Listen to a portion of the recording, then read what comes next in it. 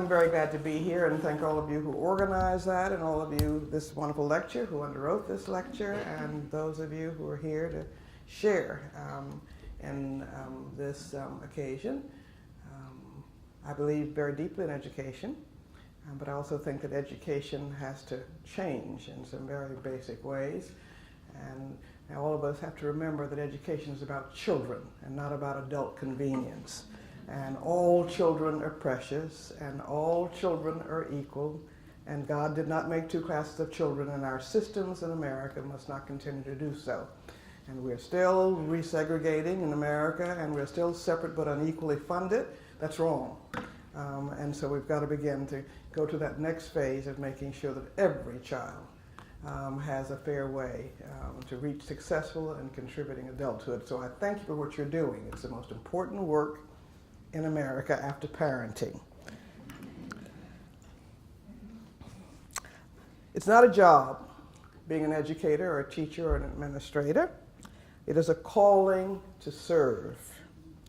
I love and share the Chilean Nobel laureate, literature laureate, and great teacher Gabriela Mistral's belief that a love for children opens up more paths for teachers than pedagogic theory does. She believes teaching children may be the highest way to seek God.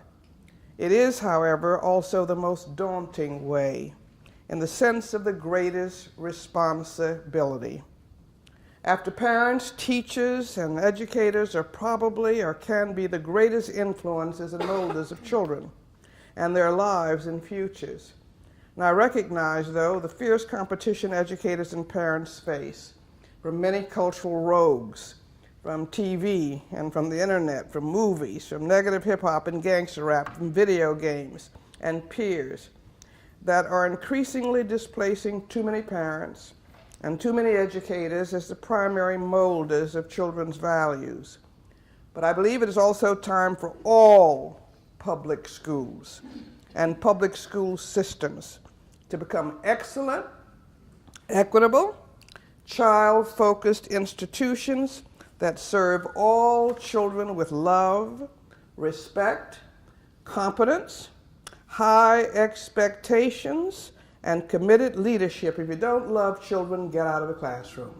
And that should be nothing to bargain about. You cannot fool a child. You can be the smartest and most skillful teacher, but if they don't feel respected and loved and valued, you're going to do harm. Schools must partner with parents and community networks in building the seamless web of support that children need. And I hope you will also join with us more effectively as child advocates, and not just proposing more things for teachers, but for children as well, because it is about all of our being able to come together and redefine the priorities of this nation that is focused on making sure that the next generations have a fair chance and a way to compete in this globalizing world. I think that we've also all got to look at the continuum of care from children, that you can't just say I'm an educator and not worry about child health and child nutrition.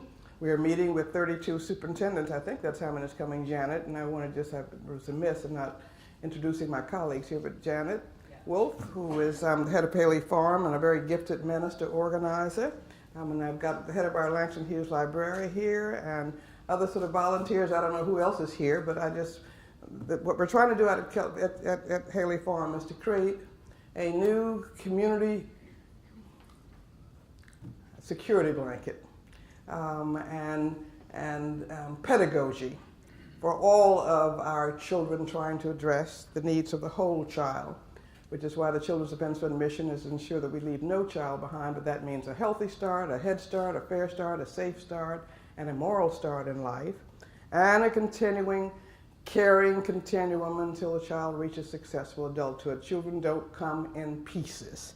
And we've got to address the needs of the whole child. And everybody keeps trying to pull them apart and say we're going to invest in this but not that. But I think that good teaching and good education should reflect what all of us would want for our own children as parents.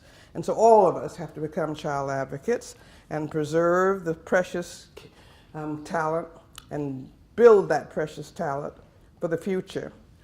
We must start with quality early childhood programs. Who would build a house without a foundation that's strong? And that is the foundations that every child would have, and we should want for everybody else's child what we want for our own child. Who would try to keep dividing kids in pieces? You want either child health or child nutrition? It runs me crazy in Washington. We just gave you that piece. But children don't come in pieces. And again, I think that policy in this nation that is very wealthy has to begin to reflect good parenting and what every parent would want for their child. And each of us who are more privileged and lucky must want for other people's children what we want for our own. And that should be the standard as we all try to work together across our silos of discipline and across our community networks to build the seamless web of support that every child needs. That includes the quality early childhood programs, home visiting, Head Start, child care, preschool, universal kindergarten, and always of high quality. And they should be provided in every community for every child to get ready for school.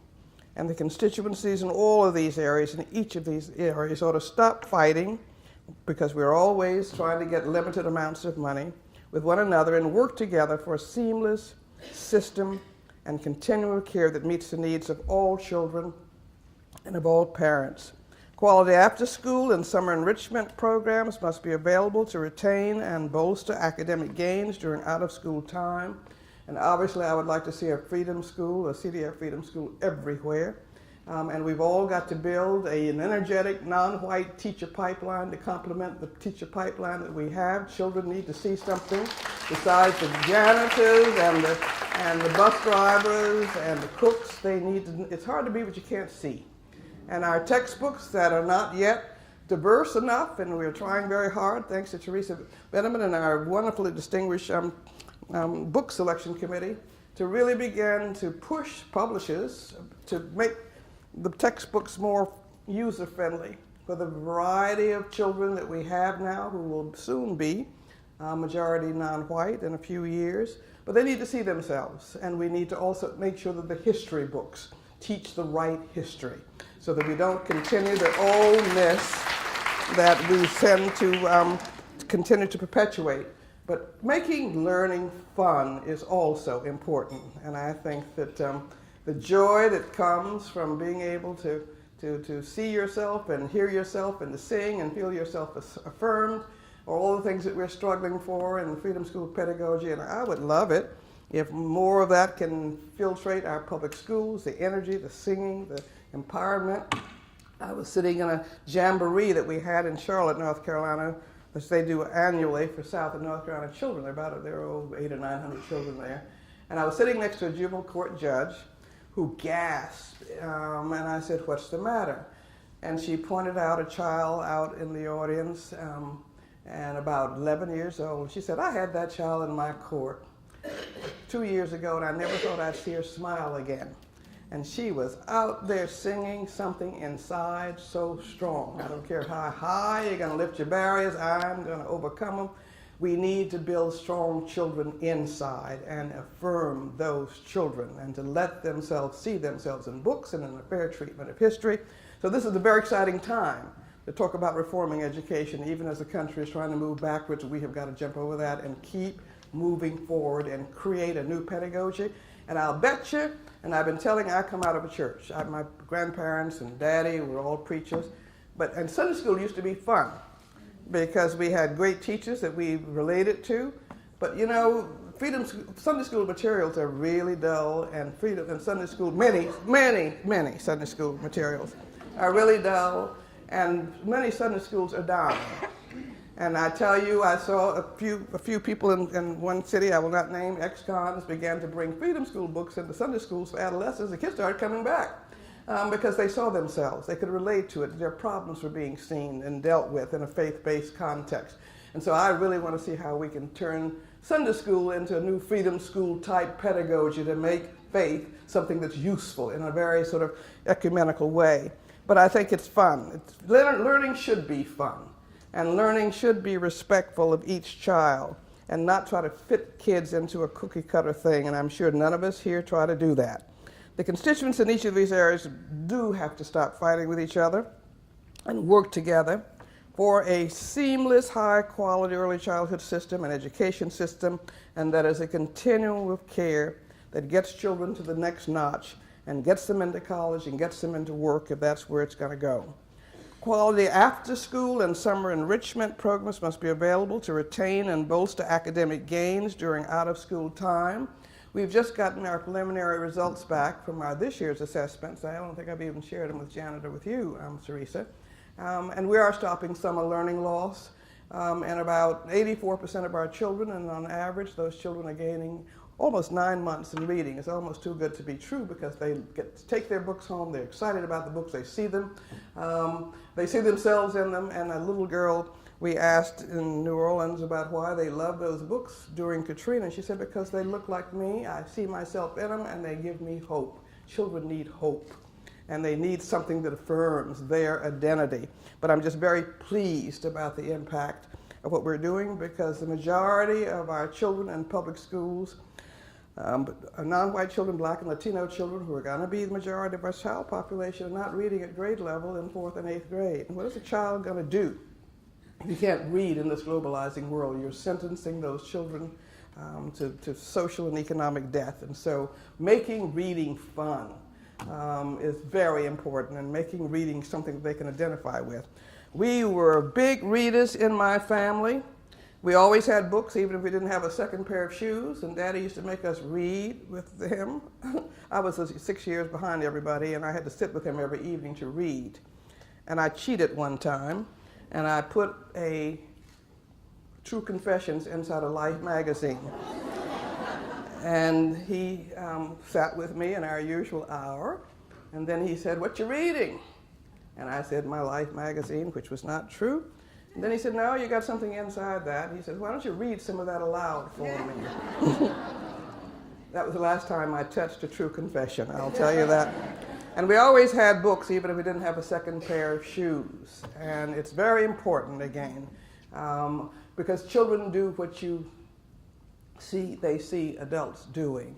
And that focus on reading and on history and dragging us everywhere to hear the leading role models of the day, whether it was 100 miles away. And I used to hate it when Dr. Mordecai Johnson, who was the very wonderful president of Howard University, he used to come to the Columbia, South Carolina, 90 miles away auditorium and give this lecture, but he always lectured for 4 hours with an intermission on the hardest seats you ever did see, so we'd all groan when we heard that he was coming. But on the other hand, I saw Dr. Mary McLeod Bethune at Benedict College, and that first time I ever heard the black of the berry, the sweet of the juice. And I never saw a black woman before hold a room of men with such confidence and such everything. And you never kind of forget those things. And exposing our children to great role models was important.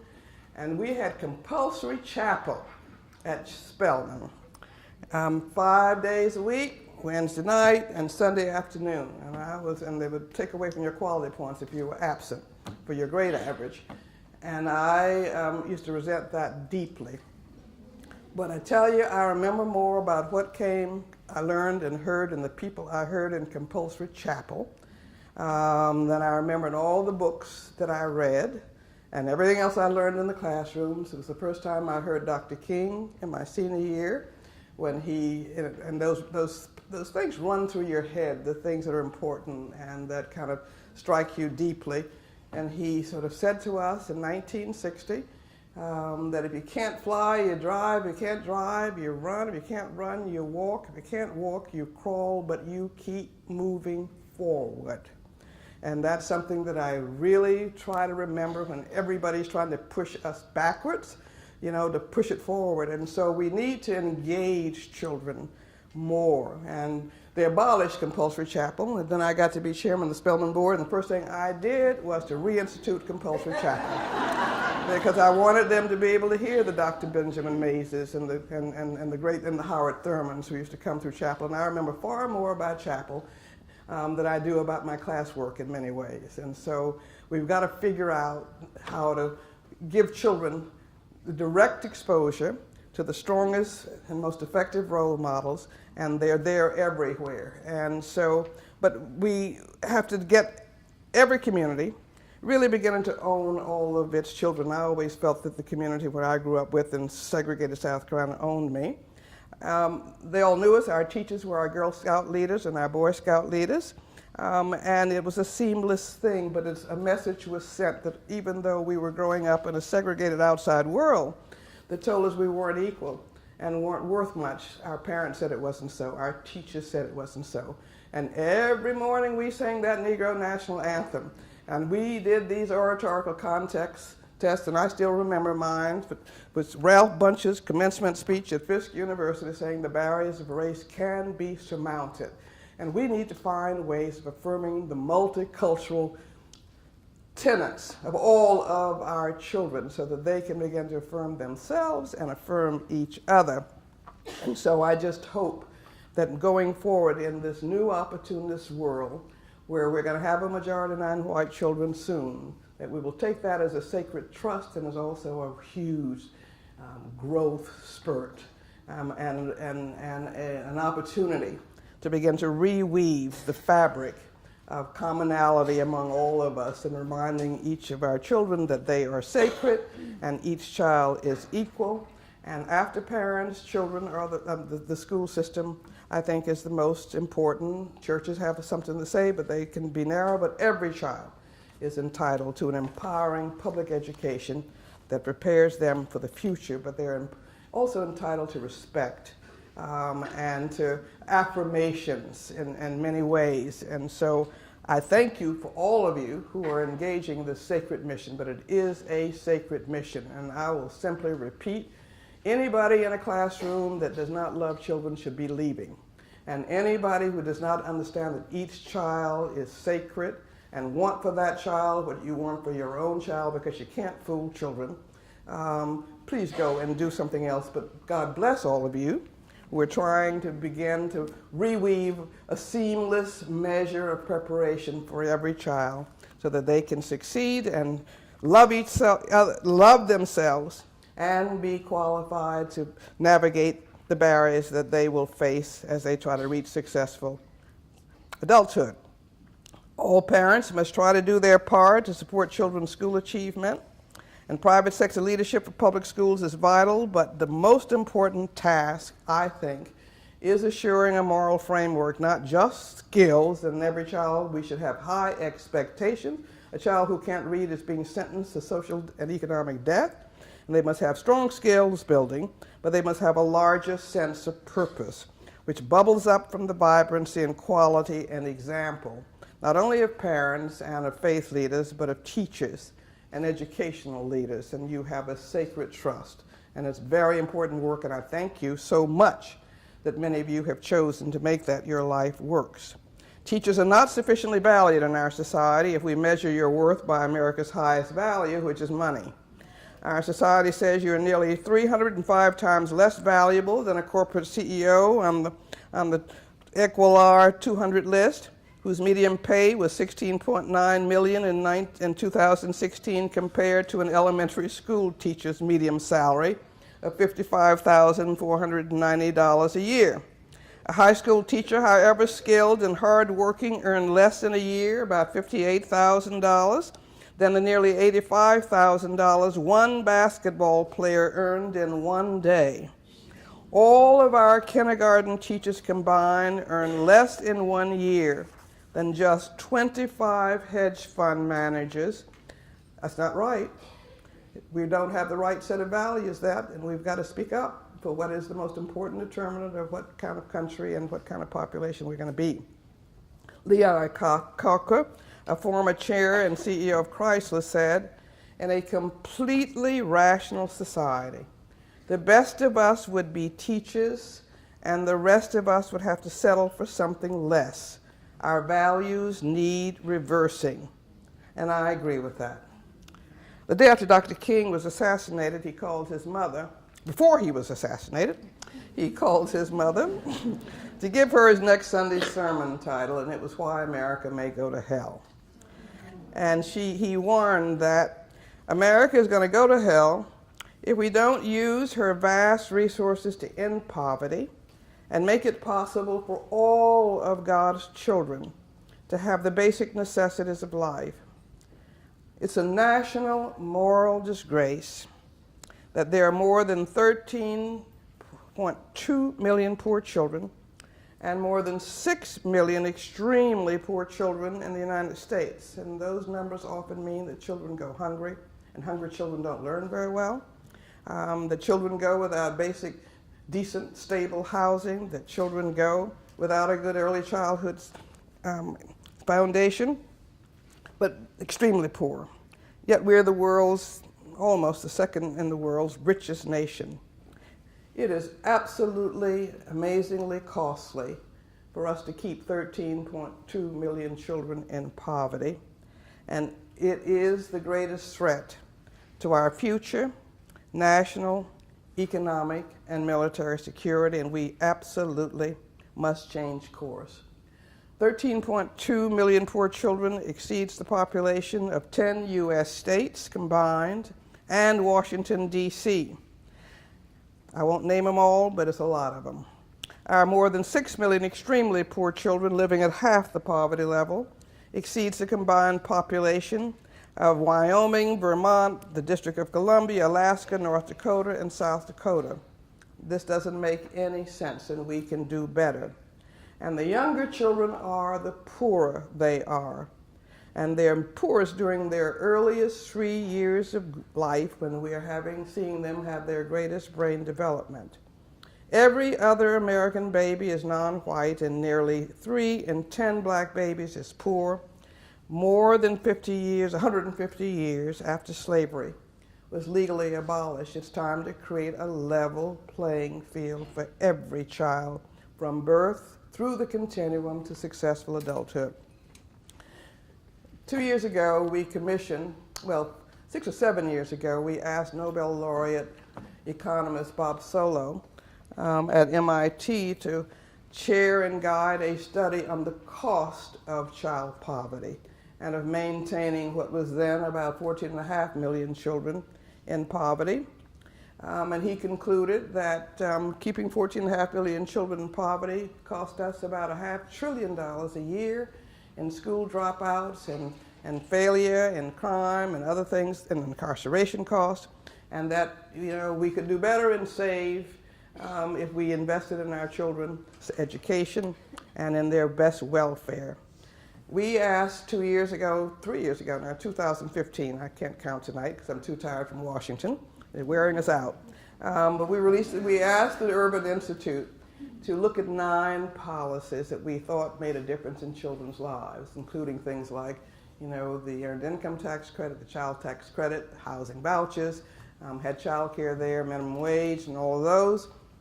And they reported back to us that these 9 poverty alleviation policies would reduce child poverty for 60% of all of our children, and for 72% of our black children for $77 billion a year in investment. Now compare that to the $500 billion that we invest in incarceration costs. States are spending on average 2.5 to 3 times more money to imprison a child than to educate a child. That's about the dumbest investment policy we could have. And we've got to break up that cradle to prison pipeline, and we've got to stop the feeder systems like zero tolerance discipline. I don't know that there's any excuse for suspending or expelling a 4-year-old or a preschool 5-year-old or a 6-year-old, or I never understood why we suspend and expel a child for truancy. How are you going to expel a child, put him out of school for not coming to school? You find out why he doesn't come to school. And so we're meeting tomorrow. We have about 32 or 3 school superintendents around the country who are now beginning to address the whole issue of zero tolerance school discipline. They're also looking at how we can look at the whole child in the school systems, including health enrollment, because health a child who can't see or hear the teacher, who's got an attention deficit disorder, he's going to act out and he's not going to do well. And so all of us and all of our disciplines have got to try to see the whole child and then put that web of support beneath that child. But we know what to do. And again, I say good policy should be like good parenting, and we're making progress, but it's too slow. And we don't have more children to lose as they struggle to maintain a foothold in the future and to realize their potential. We have just now asked the Urban Institute to redo this report, which I hope we'll get the results back. One of the things, and we've changed some things, but one of the things that was very striking to me was that housing turned out to have the largest poverty alleviation effect of all 9 policies. And again, the thought of children growing up in homeless shelters, no stability, no safe haven to be in, it makes sense. But things like the earned income tax credit and the child tax credit, all these things. But I hope that you will stay tuned, because next year, building on what we learned from this new Urban Institute report, we are going to, on the 50th anniversary of Dr. King's Poor People's Campaign, which led to our Children's Defense Fund, we're going to make a big call to end child poverty in the richest nation on earth. It's time to do that, and I want you to really, and I hope that all of your organizations will do it, because we cannot afford not to do it. And I think that we've got the strongest case that is so much cheaper to invest in a child early, to educate that child, than to continue to incarcerate them when they fail. And so I hope you will stand by. We've already been talking to the Jack and Jills, and are going to be working out about how we build a strong coalition. How do we save money, save children, and build positive bridges to the future? And I hope you will be a part of it. We also showed how we would pay for it, and we'll do that again. With all those military planes, all these military planes, I won't name them all, who don't work. And just for a few of those, we could do what we need to do for our children. We don't need more billionaire and millionaire tax cuts. We need to invest in our children, and I hope you will speak up. We are struggling. This is the most dangerous time we've ever faced, and they're really trying to tear down the last 50 years of progress. We now, after year, thanks to Stand for Children and many other things that have, age by age and income increment, we have 95% of all children with health insurance. They're trying to tear it all down. And CHIP expired a few days ago. We were trying to get it through before September 30th, but we are still fighting with the bipartisan leadership, Senator Hatch, who had been one of the original co-sponsors with Senator Kennedy, and Senator Wyden from Oregon. And we've got very strong support, except that we've got these shenanigans that keep going on. And the houses are not sort of in the same time. I hope that you will let your Congress people and your senators know that you really want to make sure that Tennessee's children and the United States' children get health insurance, and they should take their hands off of children's health in order to find more money to give to those who don't need it. So just stay alert, and I hope you might just plug in, but this is not a time for us to go backwards.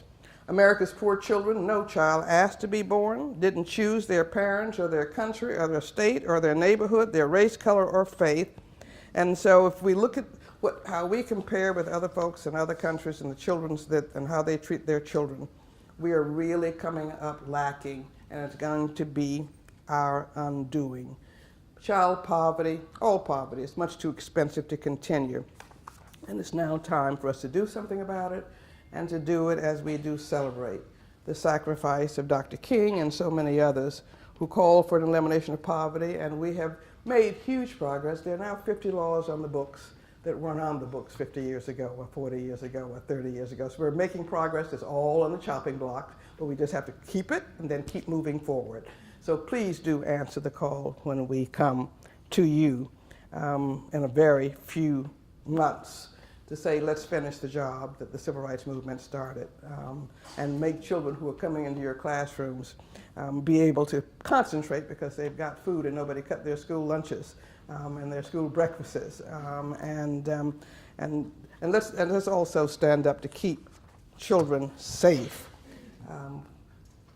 Gun violence is the largest cause of death among black children.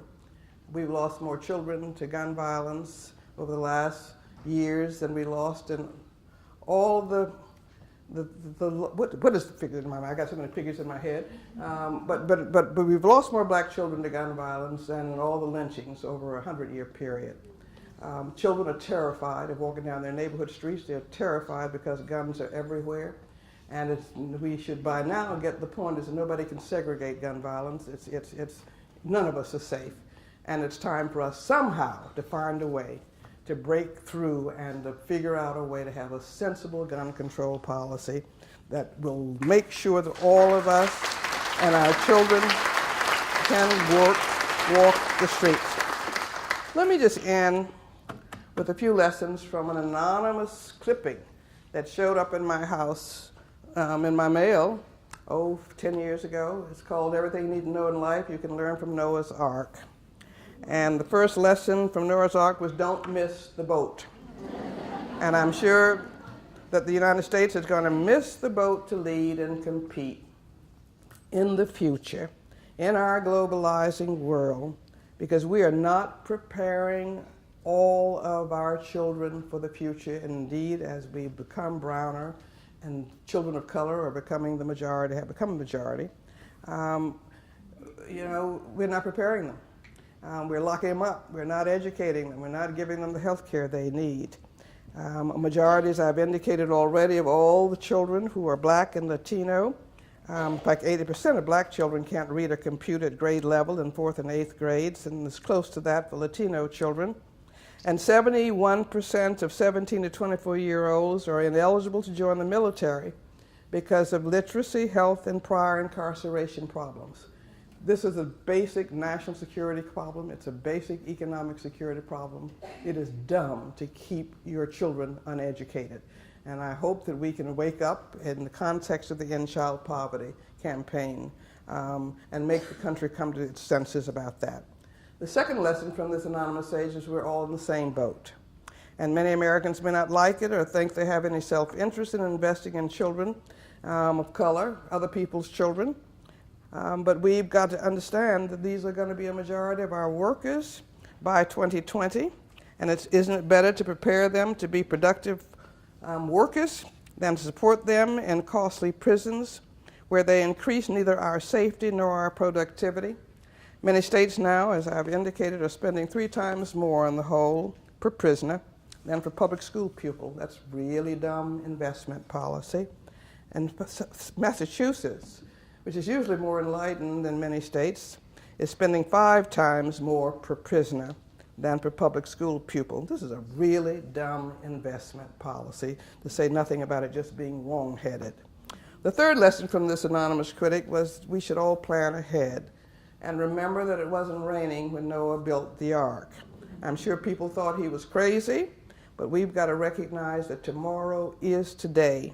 And children have only one childhood, and providing all of them a healthy start, quality early childhood education and experiences, first-rate equal schools that are not segregated by race or income, with first-rate caring teachers and administrators who have high expectations for every child, and stimulating high-quality out-of-school time programs. This must become the first order of business of our national, state, and community and business communities in our quick-fix, quarterly-driven profit culture. The fourth lesson is don't listen to critics and naysayers. If you don't want to be criticized, don't say anything, don't do anything, or be anything. It's time for us to get out of our comfort zones and to speak up for children who cannot speak for themselves. The fifth lesson, don't try to be lone rangers. It's not about you. For safety's sake, they said, like Noah's Ark, travel in pairs.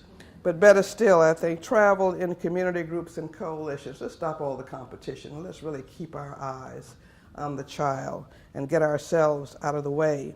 Together, we must work to reweave the fabric of family and community and utilize the power of our individual and collective voices and votes with urgency and persistence for children and the poor. We don't need a lot of sprinters. We don't need a lot of dabblers or press hogs. We just need marathon servant leaders who will just stick with children, stick with the need, keep going through thick and thin. And we know a lot of you in this room are doing exactly that, and there are those folk all over the country who are doing exactly that. And I just want to say, we're going to win, because what we're doing is just, and it's right, and it's in the best interest of our children, but it's also in the best interest of our nation. So don't get discouraged. The sixth lesson is my favorite. It says, remember that the Ark was built by amateurs and the Titanic by experts. Too many of us are waiting for Dr. King to come back, or for somebody at the top corporations to come and solve these problems. Dr. King's gone. He's not coming back, but he can live on in us and in what we do. And Dr. King actually never started a single movement.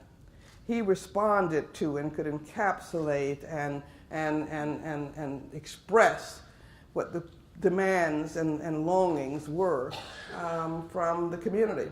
I mean, it's Joanne Robinson, people you never heard of, who had been planning and looking for the right plaintiff. Ms. Parks didn't come out of the dark. She had gone to Highland, and they were waiting for the right opportunity. Other people had sat down in Montgomery before it took root. But movements start from ordinary people who just get fed up and want to see some change. Fred Shuttlesworth was the first Birmingham movement, and Dr. King, though, had an extra set of gifts that could encapsulate our vision and our longings in a way that could move the country. And we're very, very grateful with them. But it is not experts and powerful special interests who too often get themselves in the way of transforming change. And it's ordinary people of grace. The people who changed the Democratic Party out of the Mississippi struggles of 1964 and 65 were ordinary people, many of them Head Start parents for the first time, that saw the possibility of what their children could become. And they formed something called the Mississippi Freedom Democratic Party, and they went off to Atlantic City. They lost. They didn't take 4 seats, but they transformed generally. In few 5 years, Mississippi was very changed. And again, change is possible. Transforming change is hard. It's hard grunt work. It's not press conferences. It's sticking with something, and it's having a conviction that will not be unheard and unmet. And so this is another wonderful time to be alive. It's a very hard time, but this is a time that's calling us to our best selves and to our responsibility to the next generation and to protecting every one of our precious children and to ensuring that America's values become a reality. And I want to just end with a prayer from a friend right here in Knoxville, Anna Hughes. And I don't know how many of you know Anna Hughes, but I first heard this. It was the best introduction I thought I'd ever had. I was at this meeting of the school superintendent, chief school officers, and the chief school officer from North Carolina read this as his introduction, and I have used it 1,000 times since then. And it's called A Prayer for Children. And Anna lives here somewhere in Columbia County and used to work for the Knoxville newspaper. But she says, let's all, and I add pray, but she says, let's accept responsibility for children who sneak popsicles before supper, erase holes in math workbooks, who can never find their shoes. But let's also pray and accept responsibility for those who stare at photographers behind barbed wires, who can't bound down the street in a new pair of sneakers, who never counted potatoes, who were born in places we wouldn't be caught dead, who never go to the circus, who live in an X-rated world. Let's pray and accept responsibility for children who bring us sticky kisses and fistfuls of dandelions, who hug us in a hurry and forget their lunch money. But let's pray and accept responsibility for children who never get dessert, who have no safe blanket to drag behind them, who watch their parents watch them die, who can't find any bread to steal, and who don't have any rooms to clean up, whose pictures aren't on anybody's dresser, and whose monsters are real. Let's all commit tonight, recommit tonight, to praying and accepting responsibility for children who spend all of their allowance before Tuesday, who throw tantrums in the grocery store and pick at their food, who like ghost stories and shove dirty clothes under the bed and never rinse out the tub, who get visits from the tooth fairy, who don't like to be kissed in front of the carpool, who squirm in church or temple and scream in the phone, whose tears we sometimes laugh at and whose smiles can make us cry. But we'll also recommit to praying and accepting responsibility and advocating and standing up and fighting for children whose nightmares come in the daytime, who'll eat anything, who've never seen a dentist, who aren't spoiled by anybody, who go to bed hungry and cry themselves to sleep, who live and move but have no being. Let's commit, all of you who have been spending so much of your lives in serving and trying to help children get the education they need. But let's all reaffirm our willingness to accept responsibility for all those children who want to be carried and for those who must be carried, for those we never give up on and for those who don't get a second chance, for those we smother, and for those who will grab the hand of anyone kind enough to offer it. And I thank all of you who have been kind enough to offer your hands to children who have chosen education as the way to make sure that they have a viable future, who serve and have a sense of service to those children. Never give up on a child. I don't care what they're doing. Never give up on a child. Just remember, and what you're doing is a sacred task. That without what you're doing and then teaching them how to read and have a chance to succeed in life, they're going to be ending up in prison or dead and hopeless. So you're doing the most important work in the world. You're doing God's work. And I thank you from the bottom of my heart. Thank you so much.